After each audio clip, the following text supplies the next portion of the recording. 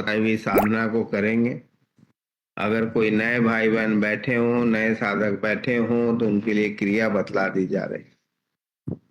पर वास्तव में अगर शांत मन से विचार करेंगे, और मन तब तक शांत नहीं होगा जब तक परम पूज्य गुरु महाराज की साधना हम सही ढंग से करेंगे नहीं। परम पूज्य गुरु महाराज ने यह बात बतलाई है, और अनुभव में भी यही बात आती है किसी भी साधक के अनुभव में, कि हम जिसकी साधना करेंगे, यानी कि हम जिसकी याद में अंतर में रहेंगे, हम उसी को प्राप्त होते हैं। इसका तात्पर्य यह है कि हम जैसे इस साधना को करते हैं, परम पूज्य कहते तो हैं कि हम परम पूज्य गुरु महाराज की बताई हुई साधना को करते हैं, पर होता यह है कि हर साधक अपनी कल्पना से वह साधना करता है। तो कल्पना में एक सेकंड के लिए, जैसे कहते हैं, हम सब क्या कहते हैं कि परमात्मा का प्रकाश आ रहा है। अब परमात्मा के जिस स्वरूप को उस एक सेकंड के लिए आप अपने मन में विचार में लाते हैं, या कल्पना करते हैं कि हम उनके समक्ष बैठे हैं, उस कल्पना के जो भी आपने गुण या अवगुण आपके मन में विचार आता है, उसी गुण और अवगुण की संगति आप कर रहे हैं।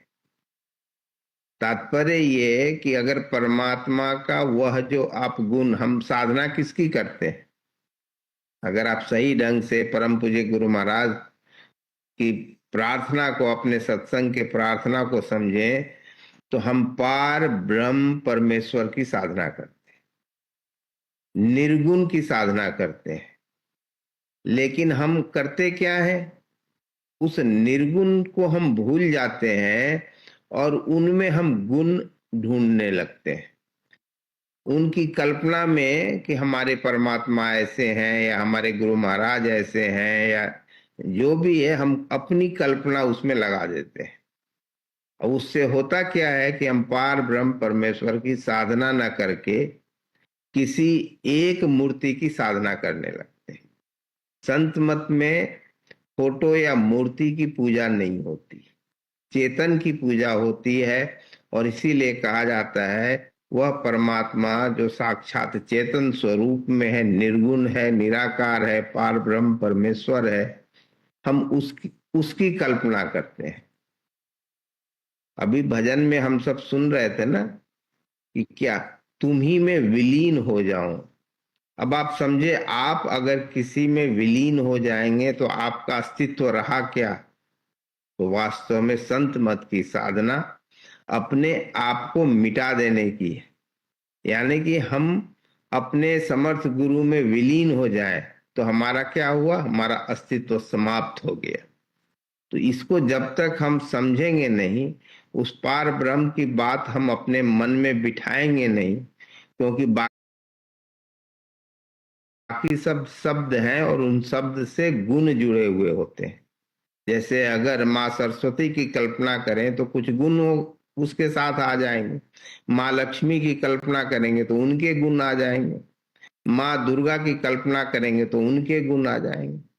पर यह संत मत की साधना निर्गुण की साधना होती है।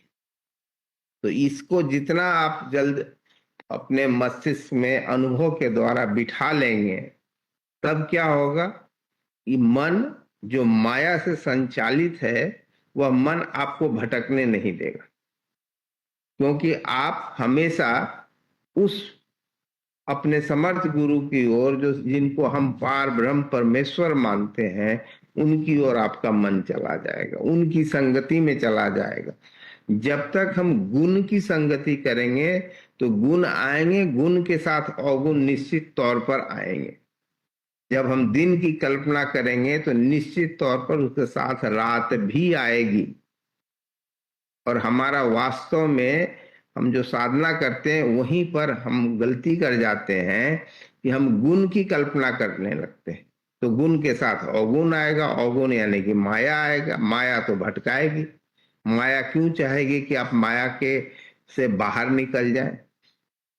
जैसे माता पिता भी चाहते हैं ना कि बच्चे हमारी ही बात सुनते रहे, उसी प्रकार से माया चाहती है कि जब आप सृष्टि में हो तो सिर्फ उसी की बात सुनो। तो इसलिए जब तक उस कल्पना को, उस यथार्थ को हम अपने अनुभव द्वारा समझेंगे नहीं, और अनुभव तब तक नहीं प्राप्त होगा जब तक हम समर्थ गुरु की से हम जुड़े नहीं रहेंगे हर पल। आइए हम सब उसी शक्ति को प्राप्त करने के लिए इस समय बैठे हैं, उन्हीं परम पूज्य गुरु महाराज की, समर्थ गुरु की बताई हुई साधना को करेंगे। इसके लिए हम सब